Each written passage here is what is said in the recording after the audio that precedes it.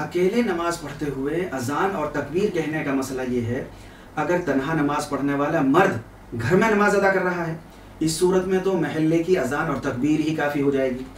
लेकिन फिर भी अजान और तकबीर कह लेना ये मुस्तहब है, ज़रूरी नहीं है घर में। और ये मुस्तहब अदा करने के लिए सिर्फ इतनी आवाज़ से इकामत कह लेना काफ़ी होगा कि वो सुन सके।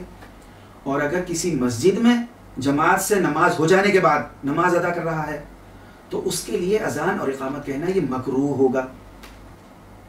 और तीसरी शक्ल ये है कि अगर अकेले फ़र्ज नमाज पढ़ने वाला मुसाफिर है और आबादी से दूर जहाँ मस्जिद की अजान की आवाज़ ना पहुँचती है, इस सूरत में उसे अजान और इकामत दोनों कहनी चाहिए ताकि जमात की हैत पर उसकी नमाज अदा हो जाए। और दोनों को छोड़ना यानी अजान और इकामत दोनों को छोड़ना ये इसके लिए मकरूह है। अलबत्ता सिर्फ इकामत कहना भी जायज़ है। और औरत अपनी नमाज पढ़ते हुए ना अजान कहेगी और ना इकामत कहेगी।